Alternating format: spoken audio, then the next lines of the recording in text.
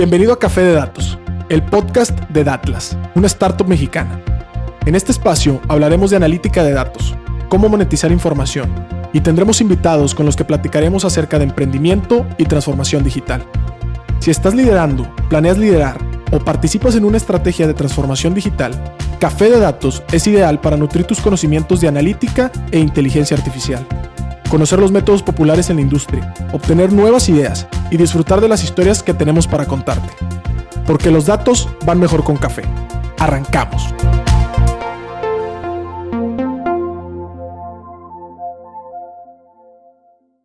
¿Qué tal? Buenas tardes a todos. Bienvenidos a un episodio más de Café de Datos. Estamos con nosotros en el equipo. César Salinas, mucho gusto.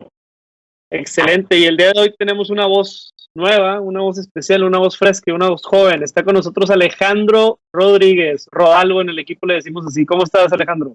¿Qué tal? ¿Cómo andan, chicos? ¿Todo bien? Excelente. Pues con mucho gusto de estar aquí. Muchas gracias por la invitación y pues a darle. ¿Cómo andan? Perfecto.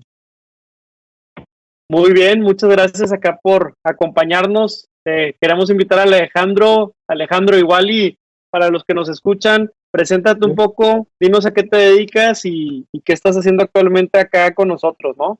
Porfa. Claro. Pues bueno, una pequeña introducción. Mi nombre es Alejandro Rodríguez. Actualmente estudio en la Facultad de Economía por la parte de la Universidad Autónoma de Nuevo León. Voy en séptimo semestre y soy apasionado por los datos. Me gustan mucho los datos. Yo veo un gran futuro en esta industria. Y pues nada, digo, ahorita en Datlas pues yo les estoy ayudando en la parte de investigación y generar ahí algunas insights en lo que se puede y pues ya, ¿no? Buenísimo. Alejandro ahí nos anda echando la mano analizando cosas de isocronas y bases de datos Claro. de posibles clientes. Entonces, buenísimo. Es un gusto acá tenerte y bueno, pues ya conocen a César también, el buen experto. Entonces, Como siempre. Pues digo, el día de hoy tenemos nuevamente la edición de Analytics, está de regreso, recordando que en nuestro podcast Café de Datos tenemos 3 tipos o 3 formatos de charlas. La primera es con invitados, son las más populares, las que más subimos, pero en realidad las que más han sido históricamente escuchadas son estas pláticas de Analytics, donde hablamos un poco de conceptos de analítica y ahorita venimos regresando del curso de Data Science for Managers de Galvanize y el Monterrey Digital Hub, que es donde nosotros pertenecemos a la comunidad y tenemos nuestras oficinas en Monterrey, Nuevo León, México. Y bueno, pues particularmente queremos contar un poco y queremos generar un debate. Alejandro nos estará haciendo unas preguntas y bueno, nosotros responderemos. Y el último formato, nada más por no dejar fuera, es el de columna de opinión, pues la tertulia de datos. Estamos viendo qué nombre le ponemos, a ver si César nos deja ponerle tertulia, él conoce eso. Pero yo creo que particularmente es donde hablamos un poco más libres. Ahí hablamos de Social Dilemma la última vez. Entonces, pues empecemos, Alejandro, por favor. Prepara las primeras preguntas y dispara.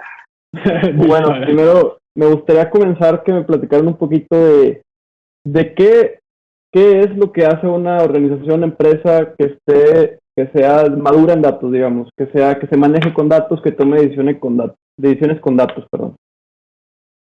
Perfectísimo. Sí, mira, justo que creo que podemos empezar a lo mejor un pasito atrás, ¿no? Antes de pensar en una empresa madura, definir un poquito qué es una empresa madura, ¿no? Cómo identificar una empresa madura en datos, porque pues sin duda, digo, ya existen organizaciones importantes que están haciendo esfuerzos en este sentido de analizar datos y ya lo tienen a lo mejor muy masticado y todo. Pero también pues es importante reconocer que hay empresas que hoy en día apenas están sumando esta megatendencia, ¿no? Entonces lo primero creo que sería pues establecer como el parámetro o el termómetro para saber si una empresa está madura en términos de datos, ¿no?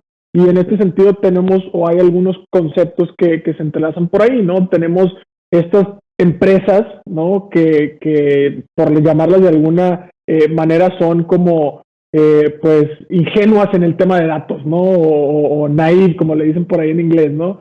Y son a lo mejor este tipo de negocios muy tradicionales, o a lo mejor este tipo de negocios que a lo mejor ya son de varias generaciones. No sé, por ejemplo, se me viene a la mente pues la zapatería que tienen mis padrinos, ¿no?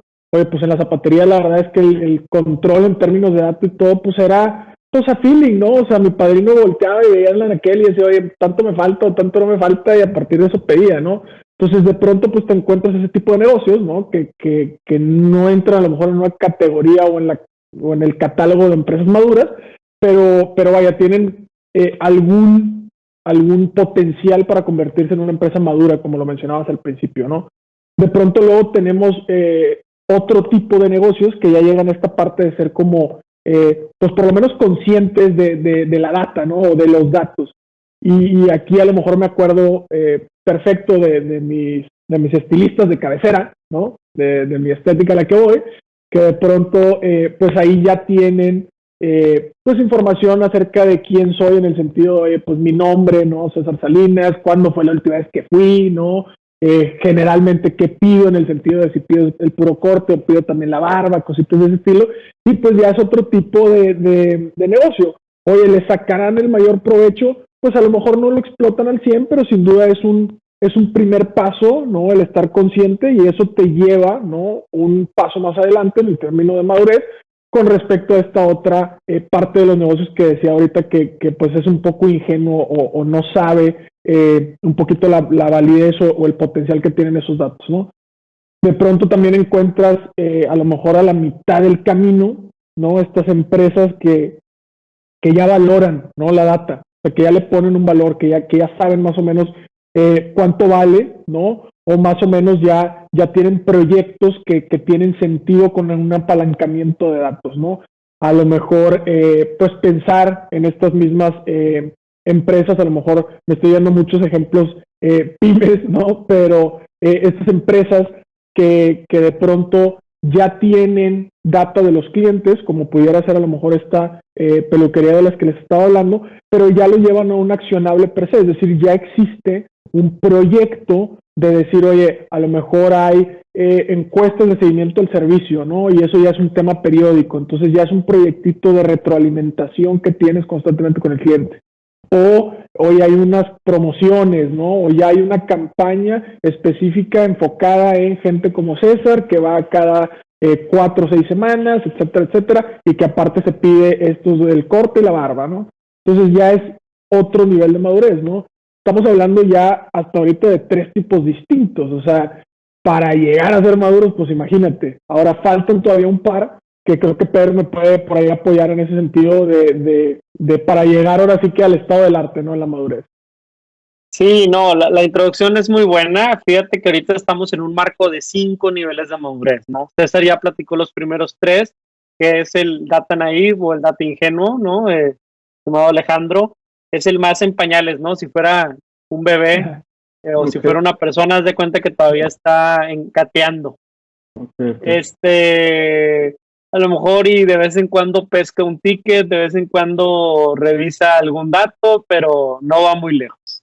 Yo creo que ya es cuando empiezas a medio tambalearte o medio caminar, ¿no? Que estás en el data aware, que estás en el data, ahora sí en el nivel de madurez en el que ya te interesa, ya te importa levantar datos, porque ya le ves un valor, pero realmente no hay mucho control. Y esto a veces llega a ser peligroso, lo que ahorita platicaba el César. Oye, ¿qué pasa si en la estética cae en una mano equivocada la base de datos de clientes? Pues te los pueden robar, compadre, ¿verdad? O peor aún, te pueden empezar a hacer llamadas equivocadas. Entonces, todavía, si están notando por ahí, lo que estoy empezando a generar es un poco de preocupación por la gobernanza de los datos. Pero ahorita dentro de ese tema. Y luego, en el data value que mencionó también César, pues justamente dando el ejemplo de una zapatería más sofisticada o la misma peluquería, en un tema de que, oye, yo sé que César cada 3 o 4 semanas, pues ya tiene el cabello largo, ya va a ocupar. Entonces, ¿qué pasa si yo me anticipo y le marco? O yo me anticipo y le digo, ¿qué día te hago tu cita? Creo que eso ya es una acción un poco más de valor.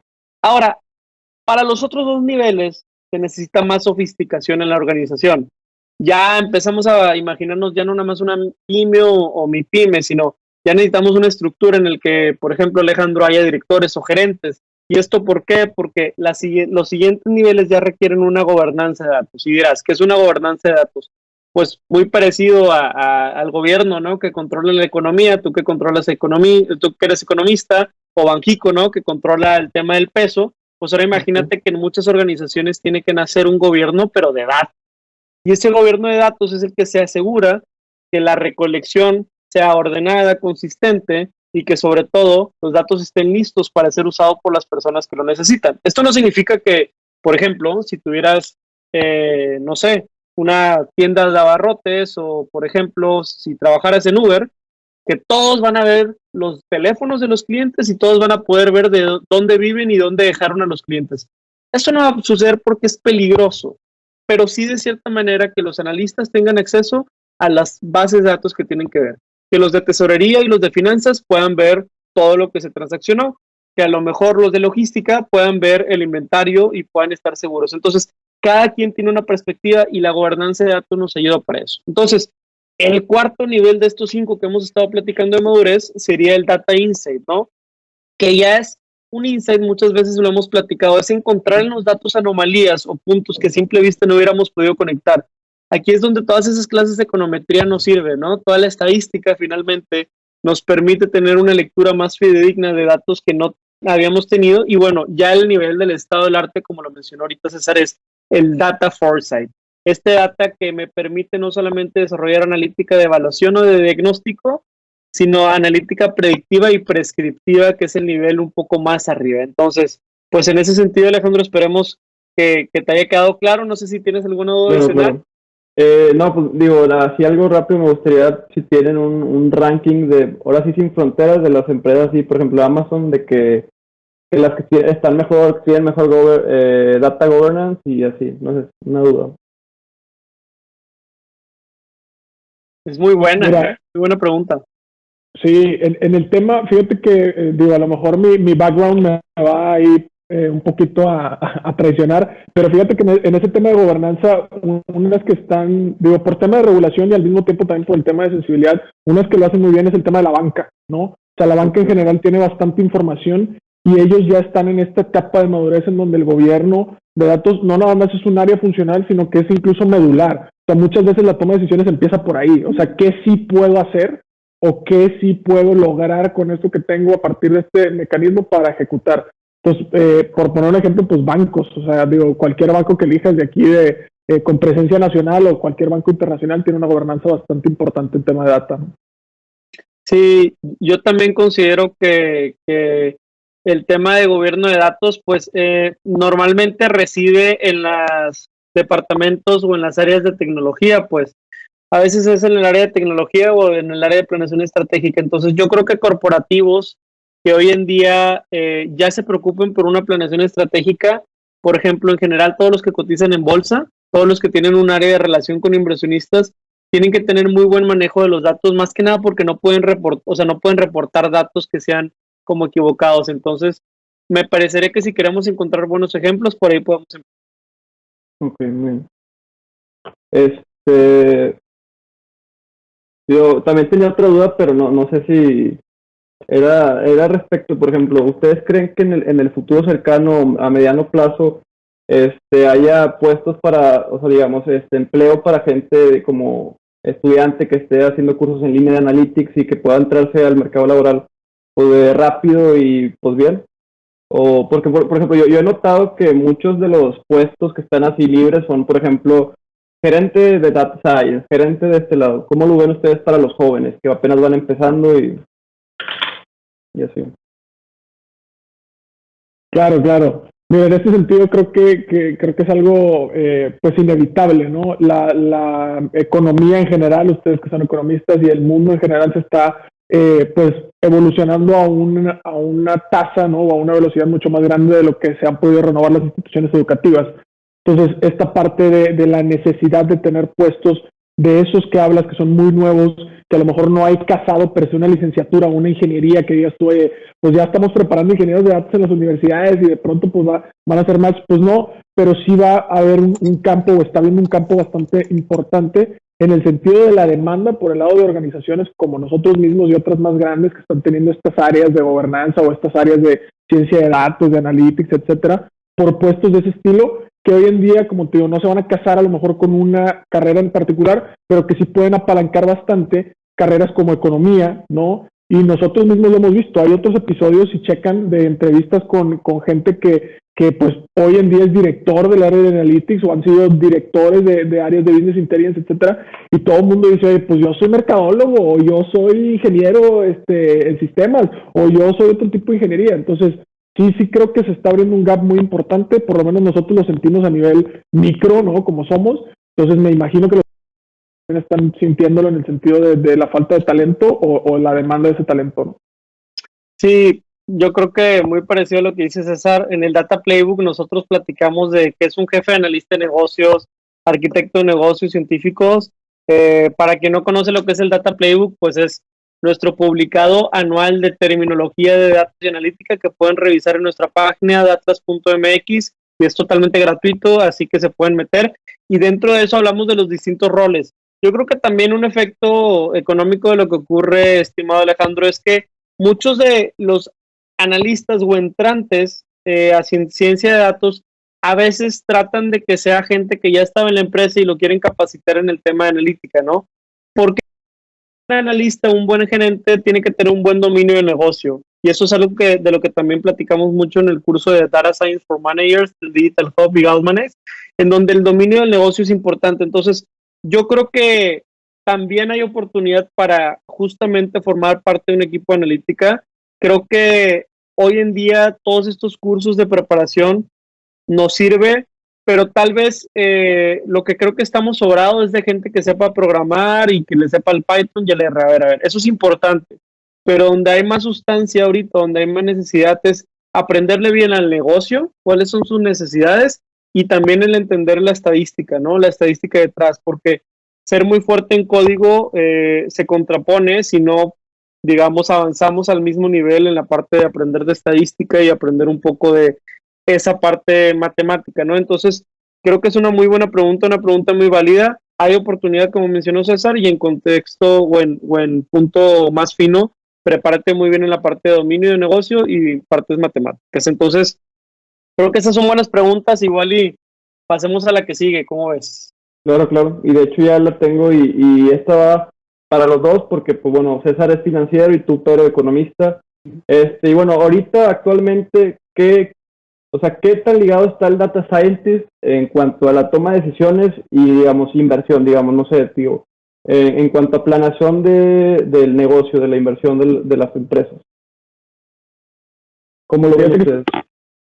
Fíjate que está bien interesante. De hecho, hay un reto muy fuerte, por lo menos nosotros hemos encontrado un reto muy fuerte en que precisamente sean estos científicos de datos o esta gente que se dedica más a los datos, los embajadores internos para poder vender un proyecto de este estilo, sobre todo porque la manera o la toma de decisiones en proyectos al interior de las empresas se basa mucho en este concepto de retorno de inversión, ¿no? Lo que conocemos en finanzas como el ROI o el Return on Investment.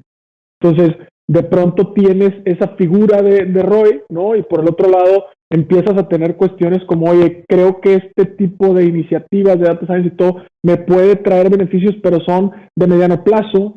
Y luego, aparte, cómo le asigno los costos o qué recursos le tengo que poner a ese Excelito donde tengo los flujos para que pueda calcular, ¿no? Matemáticamente ese ROI. Entonces se vuelve todo un reto para científicos de datos o para gente que está muy en línea con esta parte de vender internamente un proyecto de este estilo por esta toma de decisiones tradicional. Pero a ver, hay cosas muy claras que se deben de tomar en cuenta, ¿no? Y lo primero, y creo que va en línea con esta parte de la madurez, es, oye, dependiendo del estado de madurez en el que estoy, tengo cierta necesidad por ejemplo, ahorita tú mismo lo decías, por talento, ¿no? O sea, ¿qué tipo de gente o qué tipo de talento necesito traer para ejecutar un proyecto de data science en tiempo, forma y con esa necesidad propia del negocio, ¿no? Que decía Pedro ahorita que no hay que perder de vista. Entonces, eso es un costo, ¿no? O eso es una variable que impacta directamente el tema del ROI. ¿Por qué? Porque, pues, como decíamos, oye, tienen que ser talento que hoy en día es escaso y lo escaso lo vuelve caro, ¿no? Y de pronto ni siquiera es talento local, muchas veces a lo mejor tiene que ser talento nacional, o sea, te lo tienes que traer de otra parte de México, o ya los que se ponen muy creativos pues se lo traen de otras partes del mundo, ¿no? Pero aquí tenemos bastante todavía. Entonces, esa es una parte, creo yo, bastante importante, ¿no? Digo, en ese sentido, creo que Pedro me me puede también por ahí dar su opinión, ¿no?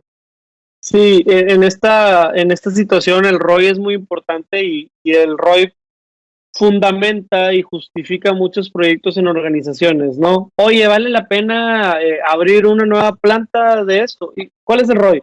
Oye, me conviene expandirme a Colombia. ¿Cuál es el ROI? ¿Por qué? Porque al final el ROI es una métrica que en términos similares se puede medir, ¿no? Entonces, yo quiero saber si el ROI es superior para el proyecto A o para el proyecto B. Y a partir de eso, una cosa que se llama en negocios y una de mis palabras favoritas, priorizar. Entonces, hay que priorizar y muchas veces tenemos que priorizar porque, pues no sé, imagínate que de pronto el gobierno dice, si quieres continuar vendiendo, tienes que aplicar una miscelánea fiscal. ¿Qué quiere decir eso? Que tienes que aplicar un nuevo impuesto a algo que nunca le aplicaste impuesto. Híjole, pues ni modo, ¿verdad? Eso tiene que ser primera prioridad. Pero hay otro tema en los proyectos que nos da un mayor sentido de ROI, que en el caso de los proyectos de ciencia de datos debemos de responder a qué de las 3 oportunidades de negocio atiende. Es un proyecto de analítica que me va a ayudar a automatizar algo, es un proyecto de analítica que me va a ayudar a optimizar o a mejorar algo, y eso ocurre, de hecho muchas veces en el speech de Atlas nosotros decimos, no te vamos a sustituir a tu equipo de investigación de mercado, sino vamos a optimizarlo, a mejorarlo. O sea, ese 80% de tiempo que hoy gastan en un análisis, nada más recuperando datos y limpiándolos, pues nosotros ya hicimos esa chamba. ¿Para qué le construyes una casa donde ya existe esa casa construida? Aprovéchala y utiliza ese tiempo en toma de decisiones y en desarrollar estrategias. En ese sentido, la última ocasión de negocio es nuevas oportunidades que te va a abrir la analítica o los proyectos de analítica que antes no hubieras podido tomar. Entonces, el ROI en un contexto de cuál de las oportunidades de negocio estoy atendiendo y también, obviamente, un proyecto de analítica viene con talento, oye, cuántos ingenieros ocupo, arquitectos y todo, te va a servir para priorizar. Lo que ahorita nos encuadramos, y es un ejemplo que platicamos en el podcast pasado, Alejandro, es oye, por ejemplo, pues una tienda en línea, ¿no? ¿De qué se trata un proyecto de hacer un e-commerce para alguien, no sé, como una ferretería? Pues es nada más tomarle fotos a mis productos, ponerlos en un Wix, en un Ecwid, en un Shopify. O si se trata de una estrategia, bueno, entonces yo tengo que empezar a pensar en precios, promociones, campañas de marketing, ads, usuarios, recopilación de datos, de pronto tiempos de entrega, logísticas, última milla, etcétera. Entonces, al igual es eso en los datos, ¿no? Muchas veces el problema es que solamente leemos el beneficio inmediato, lo que queremos en un año, pero hay que pensar en largo plazo. Así que espero que esto haya podido resolver algunas dudas. Si tienes otra, pues adelante, ¿quién da? Claro, muchísimas gracias por responder mis preguntas. Y ya como última y rápida, me gustaría saber, en cuanto a su consideración, porque bueno, ya hablamos de que el data scientist o la gente que se quiere dedicar a la analítica es muy bien, es importantísimo que sepa de estadística y que tenga esas bases fundamentales. Pero ya hablando un poquito más de, por ejemplo, los de software, ¿qué software ustedes creen que sea así fundamental, importantísimo que tenga un data scientist hoy en día? Pues, ¿tú quieres darle, César, o quieres que yo me la aviente? Pues a ver, mira, yo no tengo background tan programador, pero por lo menos lo que he visto en el mercado creo que son, lo que está premiando mucho es estos softwares de programación a lenguajes abiertos, ¿no? Sobre todo están volteando mucho a ver temas como Python, temas como R, que son los que manejamos en el equipo. Sin duda existirán otros y salen nuevos a cada rato, pero pues en temas de software creo que esos serían importantes. Ahora, sin dejar de lado en temas básicos mi Excel de oro, ¿no? De batalla, importantísimo saber usar Excel. O sea, no, en serio no lo echen en saco roto pensando que como el futuro es la programación ya nos saltamos directamente, ¿no? Hay muchas cosas que se pueden hacer con el bendito Excel, si lo sabes manejar muy bien. Incluso hacemos muchas cosas antes de meter la programación aquí en Atlas directamente en Excel, ¿no? Entonces, creo que también es importante. Y a lo mejor algunos otros en temas de manejo de bases de datos, no sé, digo, me he topado con clientes que manejan bases de datos en MySQL y cosas de ese estilo, entonces a lo mejor esos pudieran ser algunos ejemplos que yo te pudiera dar, ¿no? Sí, yo te lo voy a explicar como yo lo entendí mejor, que es como un viaje, ¿no? Imagínate que el viaje comienza en el tema de tener que primero extraer los datos, ¿no? Siguiendo el modelo de IBM, de producción de modelos de ciencia de datos, ¿no? Entonces tengo que extraer datos, y para extraer datos, ¿qué necesito saber? Bueno, vamos a asumir que ya tienes una base de datos construida, que un arquitecto de datos construyó, y lo puede hacer en cualquier servicio como MongoDB, por ejemplo, lo puede hacer en MySQL, si es una base de datos como en formato tabular, o si es una base de datos que no tiene formato tabular, pues bueno, también hay que entenderle a JSON. JSON no es un software, pero hay algunos software para poder manejar este tipo de archivos, ¿no? Después de eso, imagínate que en el viaje, ya que lo extraíste, pues hay que limpiarlo, ¿no? La limpieza de datos puede ocurrir en muchos software, lo pueden suceder en Python, pero no Python en general, Python particularmente la librería que se llama Pandas, es una librería para el manejo de ciencia de datos, para el manejo de bases de datos particularmente, y tiene muchos algoritmos ya integrados que puedes usar.